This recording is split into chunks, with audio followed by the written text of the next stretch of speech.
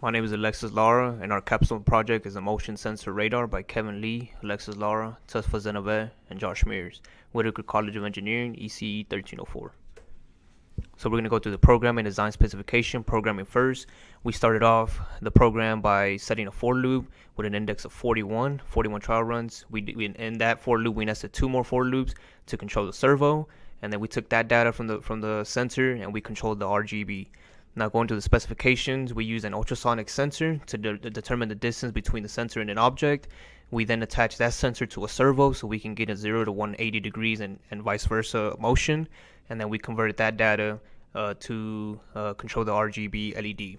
Now speaking about our proposal, our initial proposal was to use an RGB LED and using a sound sensor to synchronize them, but the MATLAB library was unusable, so we revised our project. Instead, we implemented the same LED, but we used an ultrasonic sensor to detect motion. This is Fatemeh, and I'll be going through the block diagram. This is just a set of inputs and outputs going through the microcontroller and back. And the first output we see is to the servo. The Arduino provides both data and power to the servo. And the second output we see is to the motion sensor. The Arduino provides power to the motion sensor, and the motion sensor will provide the output for the LED, which will serve as an input. So the LED will be, depending upon the distance, the LED will change. Then the LED will give it back to the Arduino so everything can be processed, and everything is getting powered by an external battery, which you can see in the left corner. This is our code, and we started by the object of Arduino, and we labeled the library for the sensor and the servo. And we connected the servo to the pin 9, and we connected the sensor trigger pin to D12 and the echo pin to D13. Then we started by a big for loop that goes from 0 to 40, just to have a 41 trials. Then we nested two for loops in it to control the servo going from 0 to 1, which is 0 to 80, then going back from 180 to 0. Then within those, we installed the if statement so that the sensor data is less than 4, it will yield a red light. If it is greater than 20, it will yield a green light, and anything between will yield a blue light. This is Kevin, and this is going to be our demo video.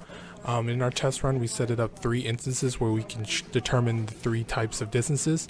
In this first one, you can tell that when the object's really close under 4 inches, it becomes red. When it's in the middle, it will become blue to represent the distance between 4 and 20 inches. And then you can tell it turns green once there's no objects further than 20 inches. And then also it goes back to its original position. While we were conducting our project, we found out that we can use our project in many other instances.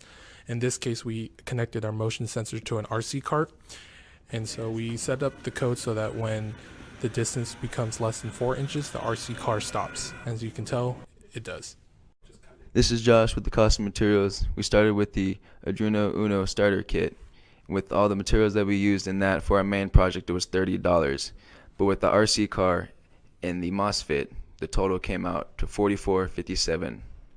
And for the novelty, is the security is needed in today's society, with security companies charging a recurring payment of $30 and also the add-ons for the installation fee and updates.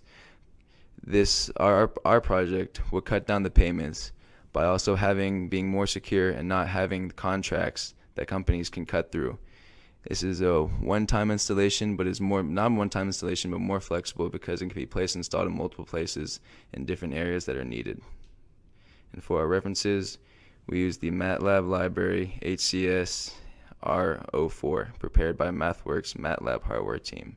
MOSFET datasheet created by Vishay Siliconics. YouTube video titled How to Connect DC Motor to Arduino.